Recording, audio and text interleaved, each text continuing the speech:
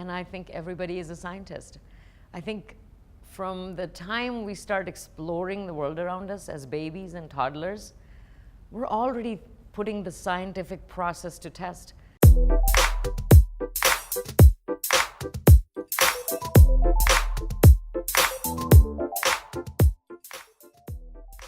You know, innovation is not really a structured process. Ideas can come from anywhere.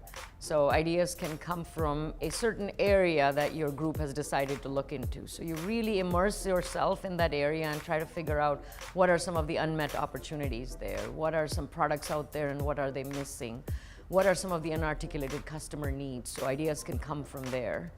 They can also come from looking at your existing products and figuring out, as the market evolves, what is missing in those products, what attributes does the customer care about, what you could add to those.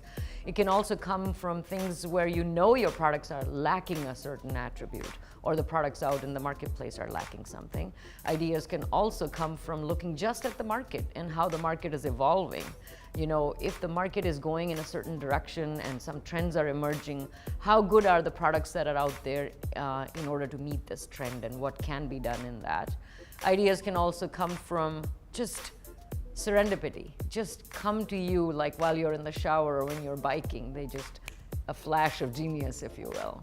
And then ideas can also come from really understanding what the future would be like. So envisioning a future scenario and trying to figure out what products will be needed in those scenarios. So there are many, many sources of ideas, and at 3M it's really good because we're empowered to think about problems to solve and empowered to solve problems. Science matters to us. We are a science-based company. And we were very interested in knowing what the general perception of science around the world was. So we actually conducted a survey, and it's called the State of Science Index. And you can actually go on 3m.com/science index and see the results. It's a very good interactive website.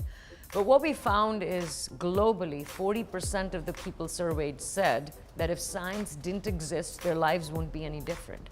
And that's really shocking to us, because some of the people were actually taking the survey on the computer or a phone. So they're obviously not understanding that it's some really great science that has given this technology. So science is sort of invisible and underappreciated. So that's something that we strongly feel about, that we need to make people aware of science in their daily lives and appreciate it. Because if people don't appreciate science, then it can have some serious consequences, because they can transfer their bias along to, let's say, the next generation, and then we won't have a very strong innovation pipeline. Now, what is very interesting is that in Brazil, it was one of the highest countries that said that science is very important to everyday lives. 72% of the respondents believed that science is very important, compared to the global average of 46%. So that's personally very exciting to me, to be here in a country where people appreciate science in their everyday lives. Brazilians also said that they wish they knew more about science, and they regret not pursuing a career in science. So that's also very interesting, in that it is a perfect place to get that science out in the forefront and be talking about it. So I'm very excited to be here. I think science is everywhere, and I think everybody is a scientist. I think from the time we start exploring the world around us as babies and toddlers, we're already putting the scientific process to test. We're thinking about a hypothesis, maybe I can crawl over there, maybe I can't, and testing it, and then figuring out that whether I should touch this or not, how it tastes. So we have the scientific thought process built in. And that's what we have to really capitalize on, that we're all inherently really good scientists.